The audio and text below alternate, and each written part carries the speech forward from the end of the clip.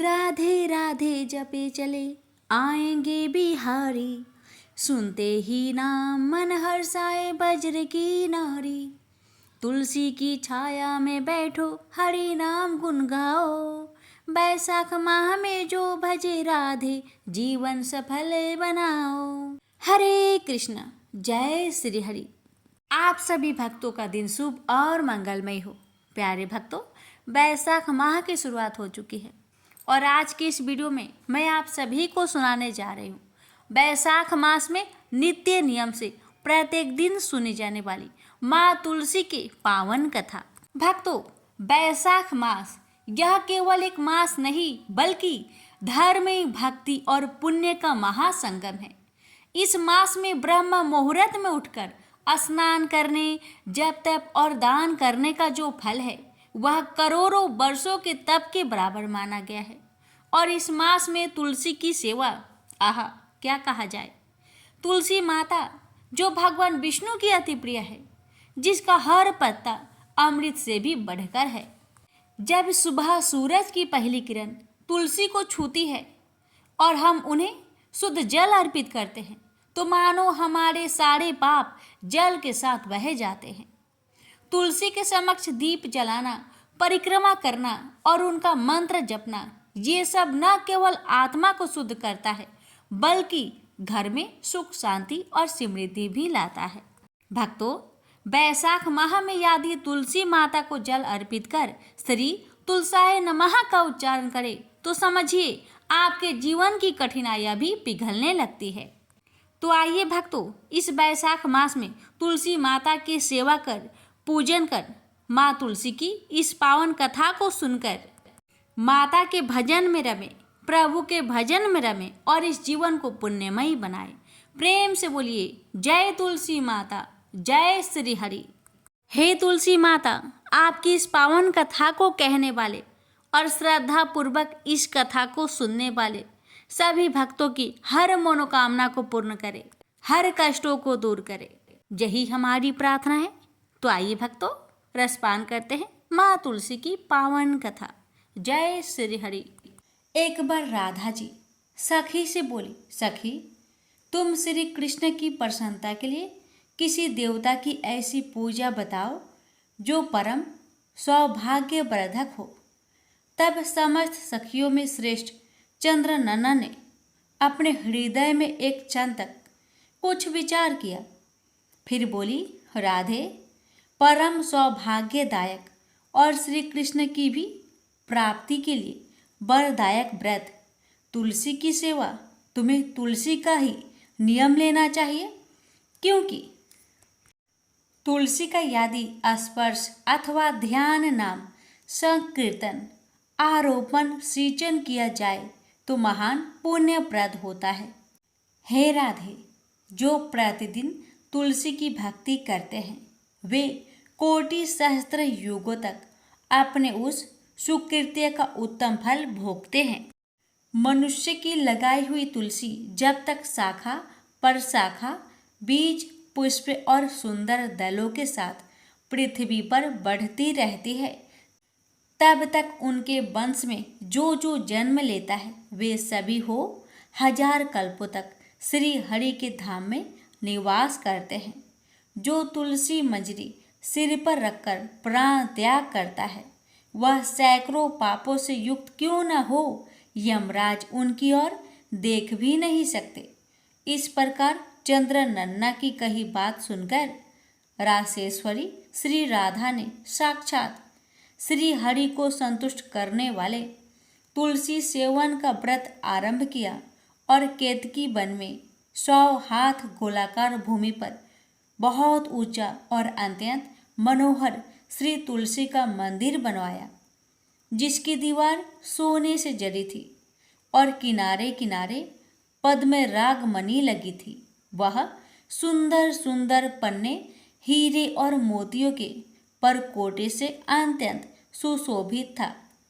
उसके चारों ओर परिक्रमा के लिए गली बनाई गई थी, जिसकी भूमि चिंतामणि से मंडित थी। ऐसे सुंदर मंदिर के मध्य भाग में हरे पल्लवों से सुशोभित तुलसी की स्थापना करके श्री राधा ने अभिजीत मुहूर्त में उनकी सेवा प्रारंभ की। श्री राधा जी ने आश्विन शुक्ला पूर्णिमा से लेकर चैत्र पूर्णिमा तक तुलसी का सेवन व्रत का अनुष्ठान किया। व्रत आरंभ करके उन्होंने प्रति मास पृथक पृथक रस से तुलसी को सींचा।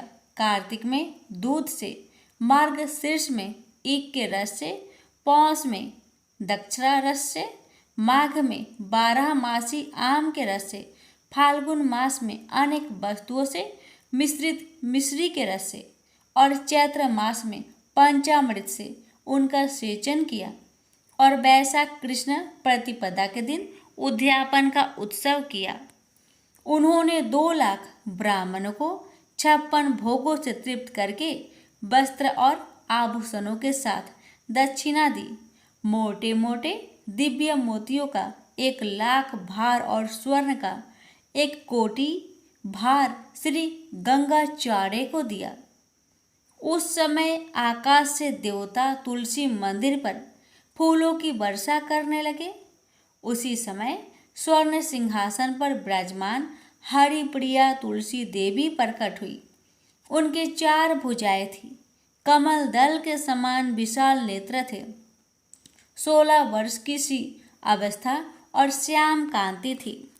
मस्तक पर हेममय किरीट प्रकाशित था और कानों में कंचनमय कुंडल झलमला रहे थे। गरुड़ से उतरकर तुलसी देवी ने रंगभल्ली जैसी श्री राधा जी को अपनी भुजाओं से अंग में भर लिया और उनके मुख चंद्र का चुंबन किया। तुलसी बोली, कलावती राधे, मैं तुम्हारी भक्ति से प्रसन्न हूँ। यह इंद्रिया, मन, बुद्धि और चित्त द्वारा जो जो मनोरथ तुमने किया है वह सब तुम्हारे सम्मुख सफल हो। इस प्रकार हरिप्रिया तुलसी को प्रणाम करके वृषभानु नंदिनी राधा ने उनसे कहा, देवी, गोविंद के युगल चरणों में मेरी अहेतु की भक्ति बनी रहे। तब तथास्तु कहकर हरिप्रिया अंतर्ध्यान हो गई। इस प्रकार पृथ्वी पर जो मनुष्य श्री राधिका के इस विचित्र उपाख्यान को सुनता है वह भगवान को पाकर कृत्य कृत्य हो जाता है। प्रेम से बोलिए जय श्री हरि। एक बार माता लक्ष्मी भगवान विष्णु से पूछती है, हे स्वामी, तुलसी के पास दीपक जलाने का क्या महत्व है और रोज शाम को तुलसी के पास दिया क्यों जलाया जाता है? इससे मनुष्य को कौन सा फल प्राप्त होता है? तुलसी के पास दीपक जलाने की विधि क्या है तथा दीपक जलाते समय कौन से मंत्र का उच्चारण करना चाहिए? कृपया आप मुझे विस्तार से बतलाइए। तब भगवान विष्णु जी कहते हैं, हे देवी, आज आपने समस्त मानव जाति के कल्याण के लिए बहुत ही महत्वपूर्ण प्रश्न किया है। आपके इस प्रश्न का उत्तर देने से पूर्व मैं आपको एक प्राचीन कथा सुनाता हूँ, जिससे आपको सभी प्रश्न के उत्तर मिल जाएंगे। इसलिए आप इस कथा को बड़े ही श्रद्धा प्रसन्नचित पूर्वक पूरा सुनिए। इस कथा को ध्यान से पूरा सुनने मात्र से ही मनुष्य को, भक्तों को 100 वर्षों तक तुलसी के पास दीपक जलाने का पुण्य प्राप्त हो जाता है। फिर माता लक्ष्मी कहती है, हे स्वामी, हे भगवान, मैं इस कथा को सुनने के लिए बड़ी उत्सुक हूँ। कृपया आप इस कथा को सुनाना प्रारंभ कीजिए। तब भगवान विष्णु माता लक्ष्मी को वह कथा सुनाने लग जाते हैं कि हे देवी, पूर्व काल की बात है। दक्षिण दिशा में तुंगभद्रा नाम की एक बहुत बड़ी नदी है। इस नदी के किनारे पर हरिहरपुर नाम का एक अत्यंत सुंदर नगर बसा हुआ था। उसी नगर में काशी नाम के एक ब्राह्मण निवास करते थे।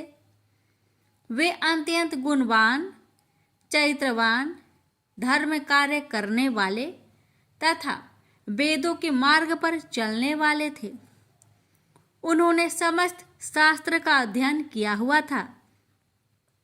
उस ब्राह्मण की एक पत्नी थी जिसे लोग दुराचार कहकर पुकारते थे, क्योंकि उसके कर्म ही उसके नाम के अनुसार थे।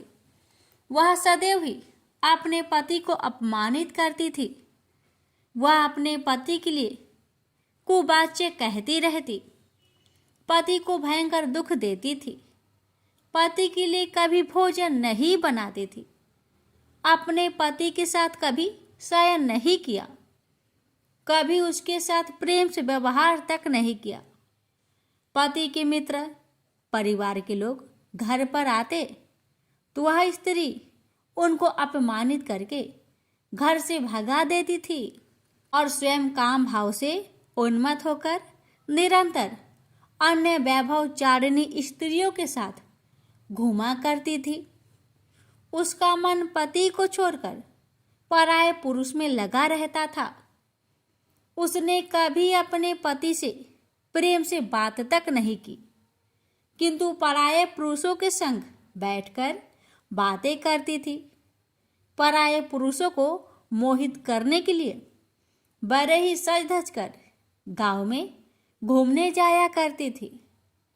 कभी वह वन में किसी वृक्ष के नीचे खड़ी रहकर सुंदर पुरुषों की राह देखने लगती और किसी दुष्ट पुरुष को मोहित करके उसके संग भोग विलास किया करती थी। फिर एक दिन वह दुराचारिणी स्त्री वन में जाकर एक वृक्ष के नीचे खड़ी हो गई। उसका चित्त काम से भरा हुआ था। वह किसी सुंदर कामी पुरुष की राह देख रही थी, किंतु बहुत समय निकलने के बाद भी उस स्थान पर कोई पुरुष नहीं आया। इसलिए वह अत्यंत दुखी हो गई और प्रियतम की खोज में इधर उधर देखने लगी। उस दिन उसका सारा परिश्रम व्यर्थ हो गया। वहां पर खड़ी होकर वह नाना प्रकार की बातें कहकर विलाप करने लगी। हाय, आज तो इस मार्ग से कोई भी सुंदर पुरुष नहीं आया। अब मैं कैसे अपने काम वासना को शांत करूं? क्या करूं? आज की रात कैसे बीतेगी? यह सोचकर वह जोर जोर से रोने लगी। उस जंगल में एक भयानक बाघ निवास करता था। उस पापिनी स्त्री की आवाज सुनकर वह जाग गया और उछलकर उस स्त्री का भक्षण करने के लिए उसके पास आ गया। उस भयंकर बाघ को देखकर उस स्त्री के पसीने छूटने लगे। वह थर थर कांपने लगी। वह स्त्री कुछ करती, इतने में ही उस बाघ ने अपने पंजे से उसे घायल कर दिया और वह स्त्री जमीन पर गिर पड़ी। जमीन पर गिरते ही वह स्त्री चिल्लाते हुए बोली, अरे बाघ, तू किस लिए यहाँ पर आया है? मुझे क्यों मार रहा है? मैं यहाँ पर अपने प्रियतम को खोज रही हूँ। तू मुझे छोड़ दे। मेरा भक्षण करके तुझे क्या मिलेगा?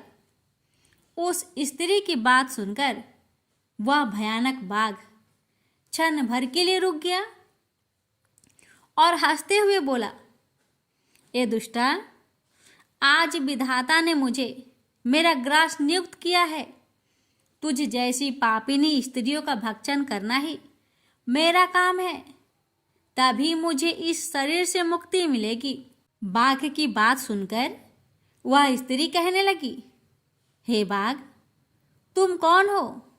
मुझे सच सच बताओ, तुम्हें किस कारण से बाघ की योनि में जन्म लेना पड़ा और तुम मुझ जैसी स्त्रियों का भक्षण क्यों करते हो? पहले मुझे सारी बात बताओ और फिर मेरा भक्षण करो। फिर बाघ कहने लगा, हे पापिनी, मैं तुझे मेरे पूर्व जन्म का वृत्तांत सुनाता हूँ कि किस कारण मुझे बाघ बनना पड़ा। पूर्व काल में दक्षिण देश में एक नदी थी। उस नदी के तट पर एक नगरी बसी हुई थी। उस नगरी में मैं निवास करता था। मैं एक ब्राह्मण का पुत्र था और नदी किनारे बैठकर यज्ञ आदि कार्य किया करता था। मैंने उस जन्म में अनेक पापियों के लिए यज्ञ किया, उन पापियों के घर का भोजन किया। मैंने धन के लोभ से अनेक पापियों के लिए कार्य किए। जिन वस्तुओं का दान ब्राह्मण को नहीं लेना चाहिए, उन वस्तुओं का दान मैंने ग्रहण किया और दूसरों से धन लेता था, लेकिन कभी वापस नहीं करता था। इस प्रकार से पाप करते हुए मुझे बहुत साल बीत गए और मैं बूढ़ा हो गया। मेरे बाल दाढ़ी सब सफ़ेद हो गए, आंखें सूज गई, मुंह के सारे दांत गिर गए, लेकिन फिर भी मेरी दान लेने की आदत नहीं छूटी और मैं पाप करता गया। फिर एक दिन मैं धन के लोभ से नदी किनारे गया और अन्य धूर्त ब्राह्मणों के साथ मिलकर हमने लोगों को ठगा। झूठे मंत्र का कथन बोलकर हमने बिना विधि विधान से किए ही देवी देवताओं का पूजन किया और बहुत सारा धन दान में ले लिया। फिर उसी स्थान पर एक बीमार कुत्ते ने मेरे पैर में काट लिया और मैं मूर्छित होकर गिर पड़ा। उसी क्षण मेरे प्राण भी चले गए। फिर यम के दूत उस स्थान पर प्रकट हुए और मुझे पकड़कर यमपुरी ले गए। वहां पर यमराज ने चित्रगुप्त से मेरे कर्मों का लेखा जोखा निकालने के लिए कहा। फिर चित्रगुप्त कहने लगे, हे धर्मराज, इस ब्राह्मण ने घोर पाप किए हैं। इसने दूसरे से झूठ कहकर धन लूटा है, विधि विधान से पूजा ना करके झूठ मंत्र बोलकर भगवान का अपमान किया है। इसलिए यह पापी ब्राह्मण केवल नरक ही जाने के योग्य है। फिर यमराज ने अपने दूतों को आदेश देकर मुझे नरक की अग्नि में डाल दिया।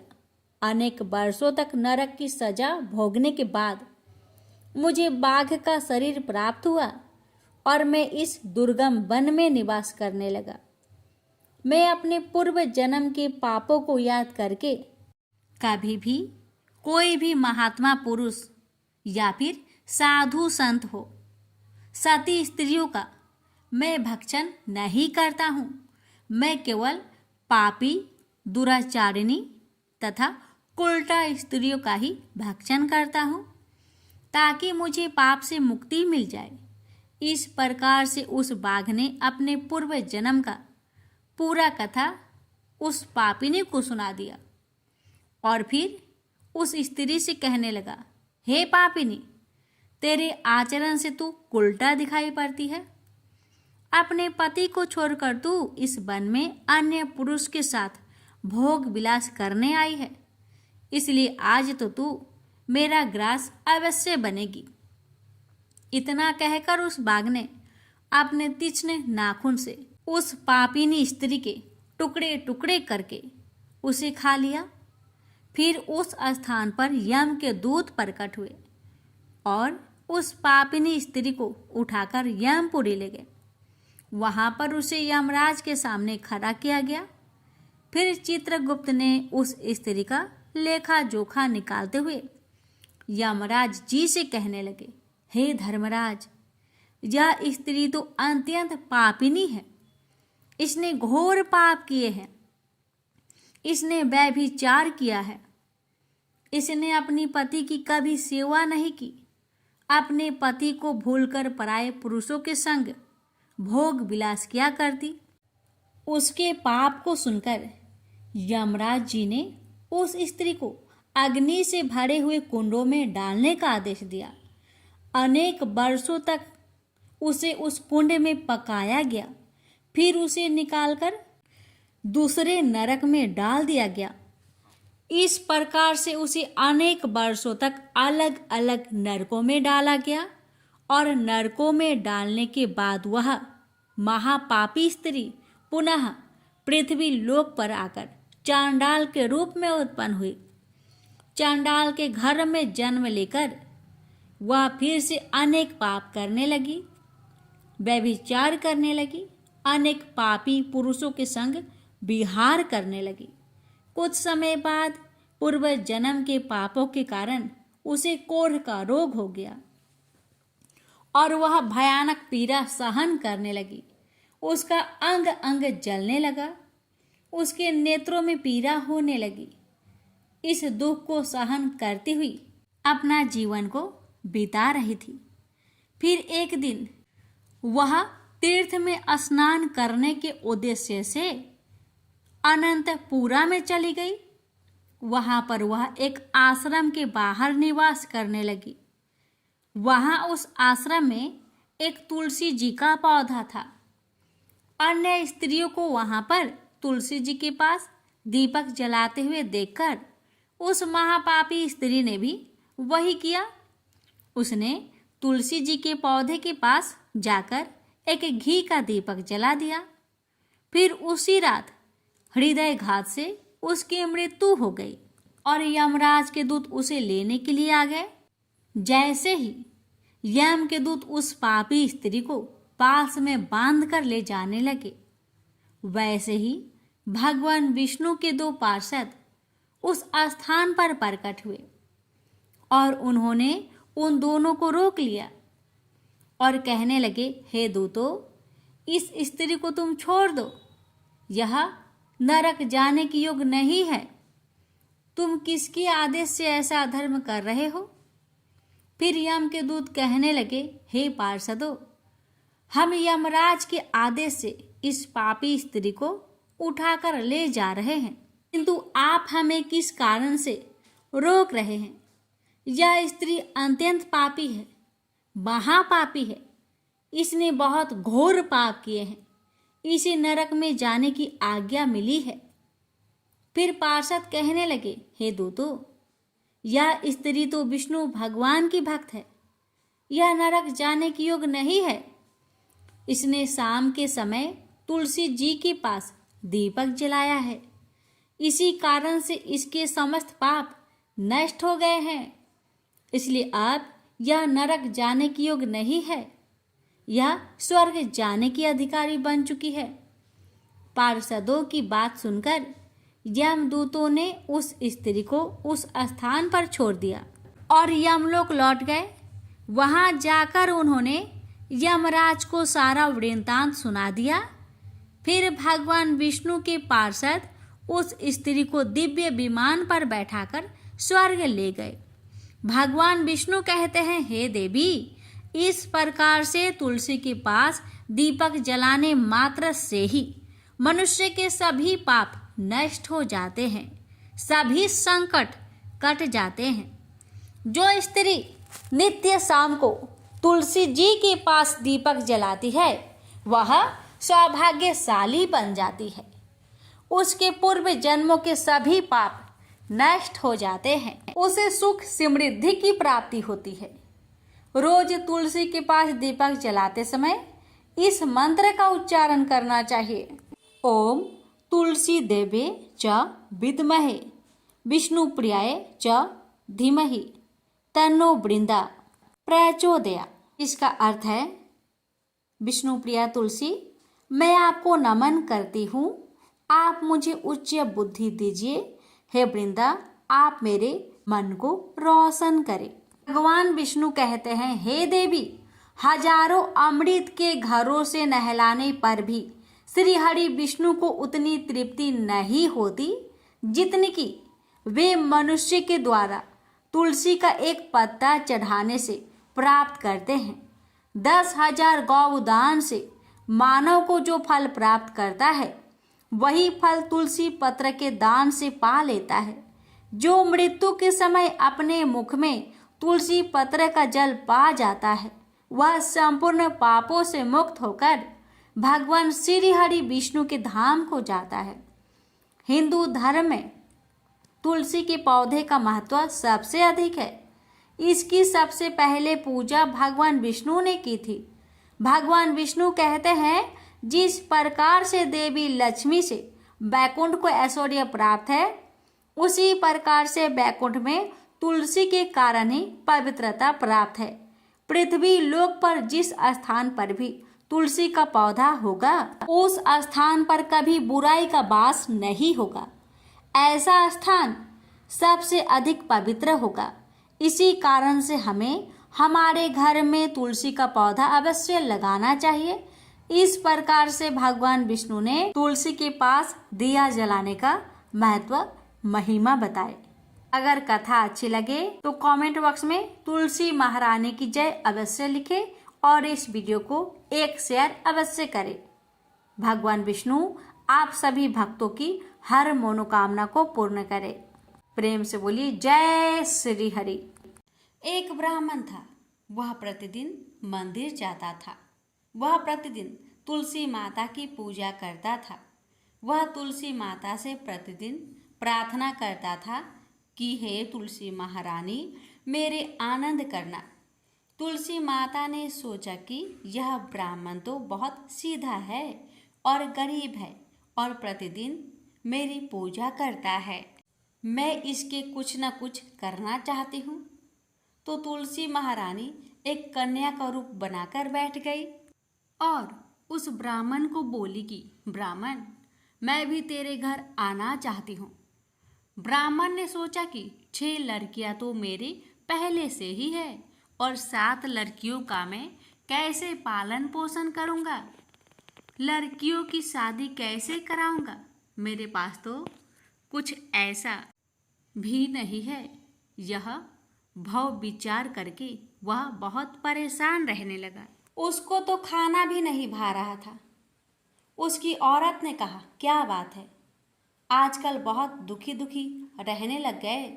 तो इस पर ब्राह्मण बोला कि मैं मंदिर जाता हूँ, वहाँ पर एक छोटी सी सुंदर सी कन्या बैठी है और वह कहती है कि ब्राह्मण, मैं आपके घर आऊँ। उसकी पत्नी बोली कि अरे, इसमें परेशान होने की क्या बात है, आ रही हो तो आ जाने दो। ब्राह्मण बोला कि पहले से अपने 6 लड़कियां तो है ही, उनकी भी अपने को शादी भी करवानी है। तो इस पर ब्राह्मणी बोली कि अरे, ये तो कोई बात नहीं है, अपनी 6 लड़कियों की शादी करवाएंगे, वैसे 7वीं की भी करवा देंगे, अपन 7 लड़कियों की शादी एक साथ करवा देंगे। अगले दिन जब वह ब्राह्मण मंदिर गया तो उस छोटी कन्या ने पूछा, ब्राह्मण, मैं आपके घर आऊं? तो ब्राह्मण बोला कि हाँ चल बेटा चल। उनको वह घर लेकर आ गया। तुलसी माता के कन्या के रूप में ब्राह्मण के घर आने से ब्राह्मण के घर बहुत आनंद हो गया। घर में लक्ष्मी की बारिश हो गई। जब ब्राह्मण 7 कन्याओं की शादी के लिए वर ढूंढने जाने लगे तो उस छोटी कन्या ने कहा कि मेरे तो शालिग्राम जी के मंदिर में जाकर शालिग्राम जी को बोलना कि बारात लेकर आए और मेरी 6 बहनों के तुम्हारी इच्छा से वर ढूंढ लेना। तुलसा महारानी की मेहरबानी से उसके तो सब जेवर, कपड़ा, खाना सब तैयार हो गया और उस ब्राह्मण के तुलसी माता रुठमान हुई। प्रेम से बोलिए तुलसी महारानी की जय। एक कन्या थी, जब वह थोड़ी बड़ी हुई और उसको समझ आने लगी, तब से वह तुलसी माता जी का पूजन करने लगी। उसके प्रतिदिन का नियम था कि तुलसी माता जी का पूजन करने के बाद ही खाना खाती थी। जब वह कन्या शादी के लायक हुई तब उसके माता पिता ने उसकी शादी करवा दी।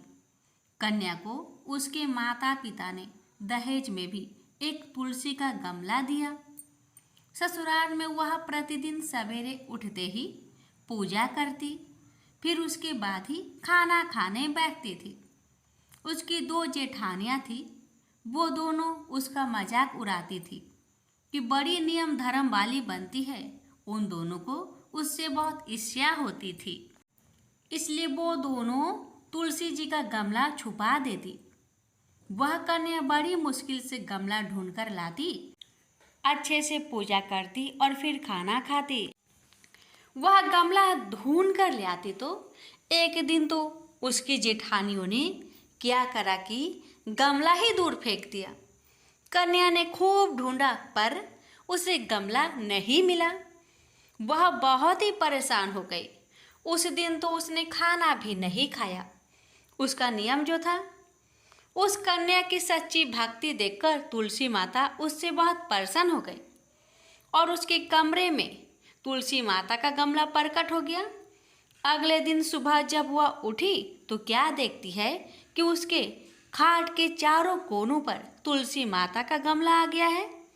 यह देखकर वह तो बहुत प्रसन्न हो गई कि अब मेरी तुलसी माता को कोई चुरा नहीं सकेगा।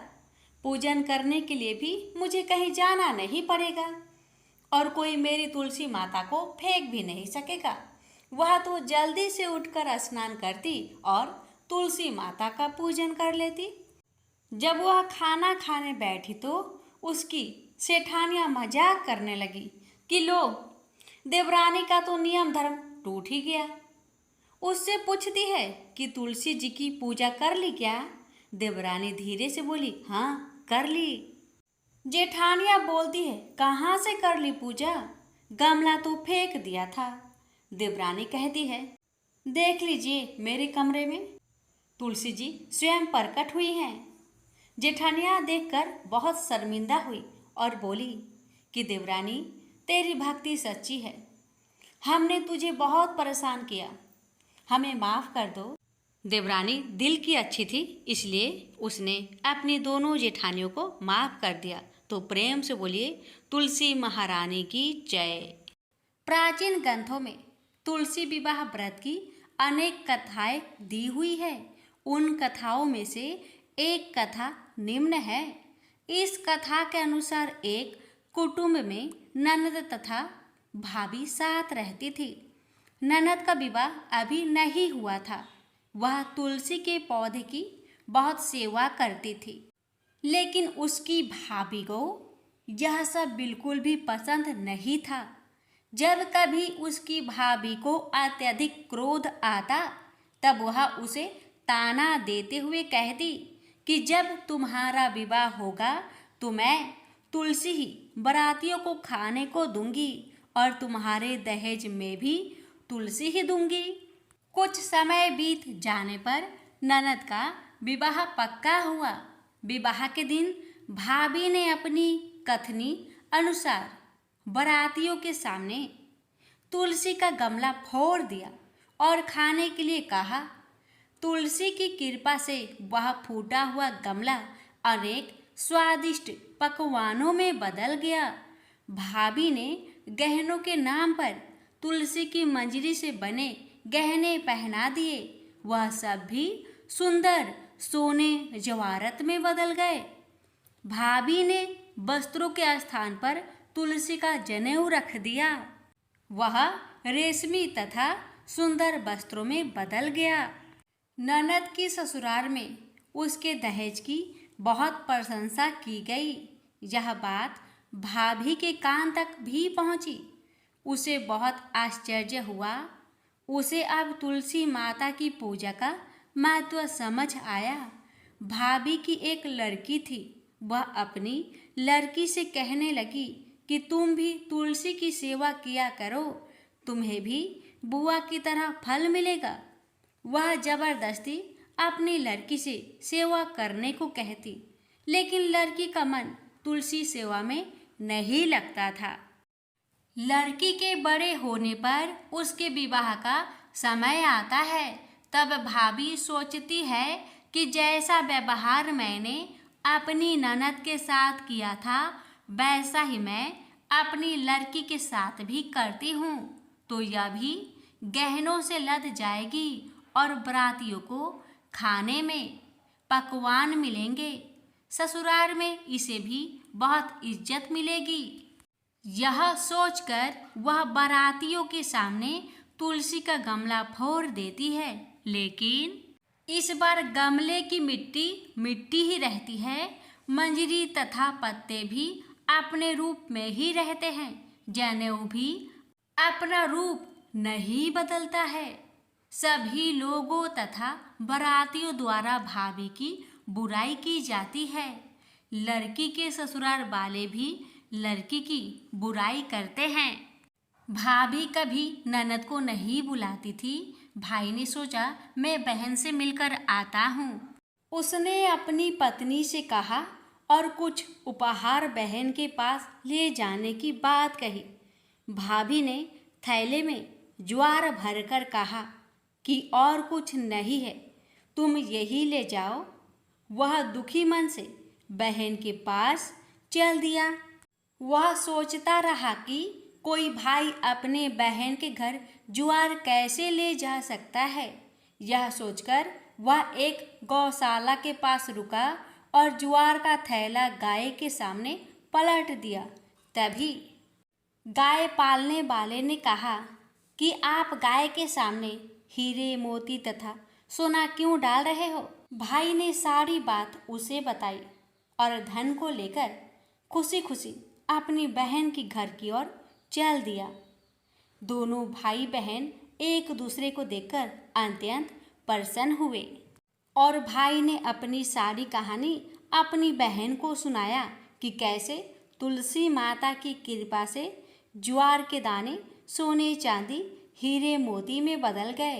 बहन ने कहा, भैया तुलसी माता की महिमा बहुत निराली है। भाभी से जाकर कहना कि भाभी भी तुलसी माता की पूजन किया करे। तुलसी माता की कृपा से हर मनोकामना पूरी होती है। प्रेम से बोलिए तुलसी मैया की जय। हे तुलसी महारानी, आप अपनी सभी भक्तों पर अपनी कृपा सदा सर्वदा बनाए रखना। आपकी कथा सुनने वाले, हुक्कार भरने वाले और कथा कहने वाले पर अपनी कृपा सदा सर्वदा बनाए रखना। प्राचीन समय की बात है। किसी गांव में एक ब्राह्मण रहता था। परिवार में सिर्फ पति पत्नी थे। उनकी कोई संतान नहीं थी। उस देश का राजा सोमदत्त बहुत ही दानशील साधु संतों की सेवा करने वाला था। प्रचंड पराक्रमी होने के साथ साथ वह कला का भी बहुत बड़ा पारखी था। राजा प्रतिदिन पूजा पाठ करके ब्राह्मणों को, गरीबों को अपनी शक्ति से ऊपर दान किया करता था। चारों तरफ उसके राज्य में सत्य का वास था। राजा को सब सुख वैभव प्राप्त था। राजा एक पत्नी व्रत था, लेकिन राजा की कोई संतान नहीं थी। इसी दुख में राजा उतना सुख होने के बाद भी बेचैन रहता था। एक दिन ब्राह्मण की पत्नी ब्राह्मण से बोली कि दूसरे राज्य से आकर कई साधु संत ब्राह्मण राजा से दान दक्षिणा ले जाते हैं, लेकिन आप क्यों नहीं जाते राजा के दरबार में? कब तक हम लोग ऐसे गरीबी में दिन काटेंगे? तो ब्राह्मण बोलता है कि भद्रे, राजा में इतनी सामर्थ्य नहीं है कि वो मेरी इच्छा अनुसार दान दे सके। बस इसलिए नहीं जाता मैं, और जाना नहीं चाहता कि मेरे कारण राजा का मान भंग हो जाएगा। एक दिन ब्राह्मणी जीत में आ गई और ब्राह्मण को राजा के पास जाना पड़ा। राजा अपने दरबार में राजकाज में व्यस्त था। उसी समय पहरी सूचना लाया कि एक ब्राह्मण देव द्वार पर पधारे हैं। राजा स्वयं उठकर गया और उन्हें अंदर लाया, उचित स्वागत सत्कार किया और उनसे आने का कारण पूछा। ब्राह्मण ने कहा कि हे राजन, हम आपके पास एक याचक बनकर आए हैं। हम आपसे कुछ दान चाहिए।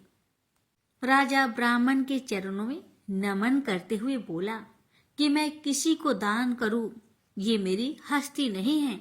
बस प्रभु के प्रसाद स्वरूप कुछ द्रव आदि दे देता हूं। राजा की इस विनय ने ब्राह्मण को मोह लिया। ब्राह्मण बोला, राजन, हमें अधिक कुछ नहीं चाहिए। तब राजा ने कहा कि हे ब्रीप श्रेष्ठ, आप आदेश कीजिए, आपको क्या चाहिए?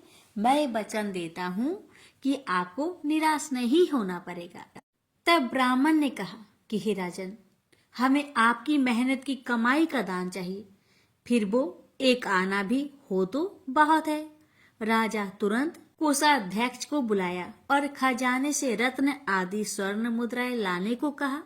तब ब्राह्मण ने कहा कि राजन, इसमें आपकी मेहनत नहीं है, हमें वो दान चाहिए जिसमें आपका परिश्रम की सुगंध हो। इतना सुनते ही राजा सोमदत्त सन्न रह गया। और काफी देर सोचने के बाद उसने कहा कि हे वृषपर, आप हमें 3 दिन का समय दे। और उसने ब्राह्मण को अपने राज प्रसाद में ठहरने को कहा। तो ब्राह्मण बोले, राजन, हम 3 दिन बाद पुनः आ जाएंगे, हमें राजमहल का सुख नहीं चाहिए। और ब्राह्मण चला गया। इधर राजा गहरी सोच में आ गया और सोचने लगा कि मेहनत का पैसा कहाँ से लाऊं। ऐसे तैसे रात हो गई। राजा रात्रि में भेष बदलकर अपने राज्य से निकल गया और दूसरे दिन अन्य राज्य पहुंच गया। राज्य में घोषणा हुई कि राजा 3 दिन तक बाहर राज कार्य से गए हैं। उधर राजा एक लोहार के पास पहुंचा और उससे काम मांगने लगे। लोहार उसे अपने पास रख लिया और लोहा पीटने के काम में लगा दिया। दिन भर राजा ने मन लगाकर काम किया और उसके बदले लोहार ने उसे 4 चवन्नी दिया। उसे लेकर तीसरे दिन राजा वापस राज्य में आ गया और जब तीसरे दिन ब्राह्मण आया तो उसे विनीत भाव से वो 4 चवन्नी दे दिया। ब्राह्मण अपने घर लौट आया।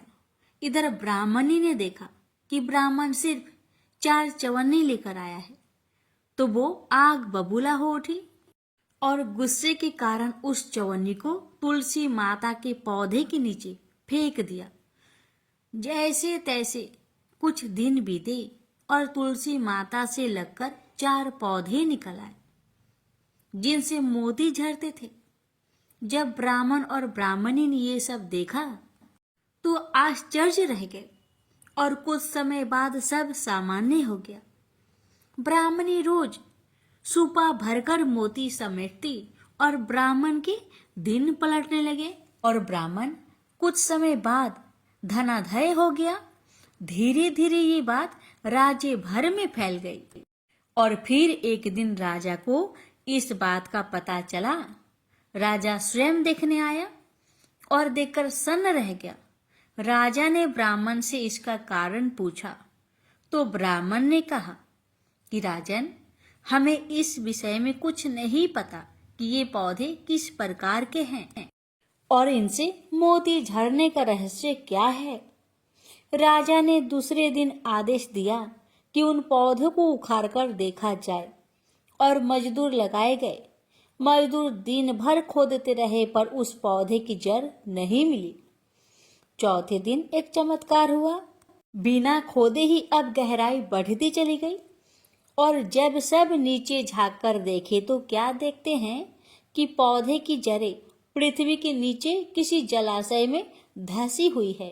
राजा ने नीचे उतरने का निश्चय किया और राजा सहित ब्राह्मण नीचे उतरने लगे। कुछ समय बाद राजा, रानी, मंत्री, ब्राह्मण, ब्राह्मणी सब नीचे उतर गए और उस जलाशय के समीप पहुंचे। वो बहुत सुंदर स्थान था। उसी समय एक नौका आई और आकाशवाणी हुई कि सभी इस नौके में सवार हो जाओ। ऐसा सुनकर सब उस नाव में सवार हो गए और चमत्कारिक रूप से वो नौका उस नदी के अंदर समा गई। अंदर जाने पर पता चला कि वो साधारण जलाशय नहीं बल्कि साक्षात क्षीर सागर है।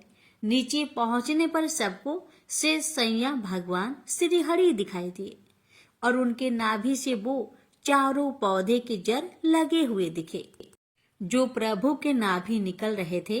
राजा सहित सब ये देखकर आश्चर्यचकित रह गए और इसका रहस्य पूछे। तब प्रभु ने कहा, राजन, सोमदत्त, ये पौधे उस चवन्नी रूप बीज से उत्पन्न हुए हैं जो तुमने ब्राह्मण को दिए थे। ब्राह्मणी ने तो उनको ऐसे ही फेंक दी और हमें ये लीला करनी पड़ी।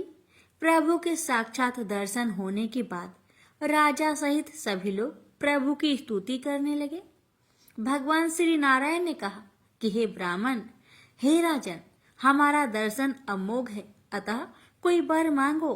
दोनों ने पुत्र प्राप्ति का वर मांगा और समय बीतने पर दोनों के घर सुंदर पुत्र उत्पन्न हुए और सब आनंद से रहने लगे। कथा का सार, बड़े बड़े राजमहलों और अरबों खरबों की कमाई से भी अनमोल मेहनत से कमाए गए कुछ पैसे हैं, जिसमें साक्षात महालक्ष्मी जी का वास होता है। इसी कारण कहा जाता है पुण्य का जड़ पाताल में होता है। ये कथा पद्म पुराण की है। श्री विष्णु पुराण में भी ये कथा आती है। प्रेम से बोली लक्ष्मीपति विष्णु भगवान की जय, तुलसी महारानी की जय।